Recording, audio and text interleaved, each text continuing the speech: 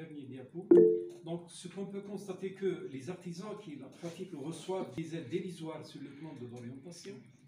L'absence d'encadrement et de soutien les empêche de maintenir un niveau approprié de production qui ne leur produit même pas le minimum de gains nécessaires pour subvenir à leurs besoins.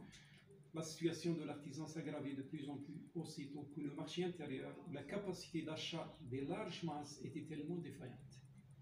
À l'instar des tapis, des objets d'énonderie, la vente de la production artisanale sur le marché extérieur a rencontré tellement d'obstacles sérieux. Même au niveau du marché intérieur, la concurrence des produits manufacturés importés sur ce produit se réduit d'une manière remarquable les produits de l'artisanat traditionnel.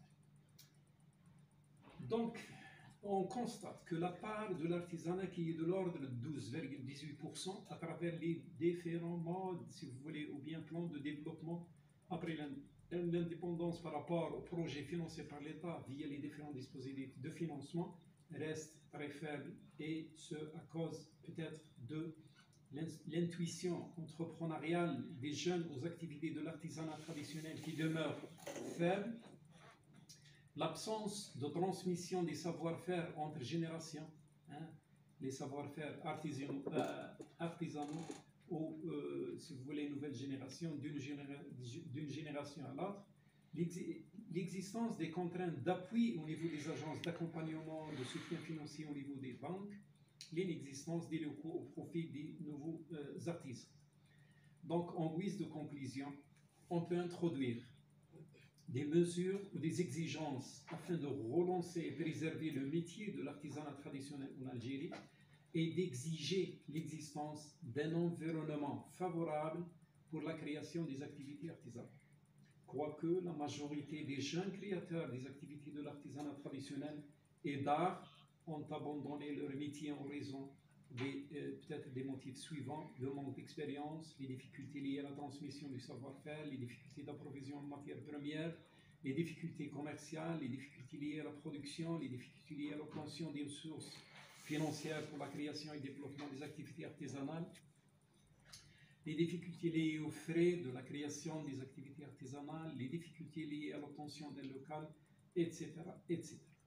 Donc, les difficultés liées aux moyens aussi, les difficultés liées aux moyens de formation et au manque d'encadrement et des problèmes de gestion, etc. Donc, ce qu'on peut projeter et proposer, c'est que, selon la théorie d'Ibn Khaldoun, la stabilité des métiers dépend de la stabilité de la civilisation.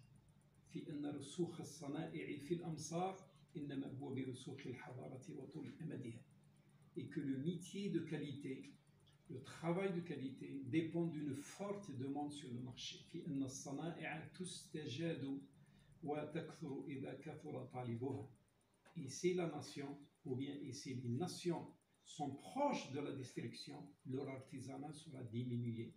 فالأمصار إذا قاربت الخراب انتقصت أو انتقصت منها الصنائع. Donc, le recours à la théorie d'Ibn Khaldoun est d'une grande importance, car ce grand homme qui a habité la région du Grand Maghreb a acquis une grande expérience touchant tous les domaines de la société. Merci pour votre attention, Monsieur le Président.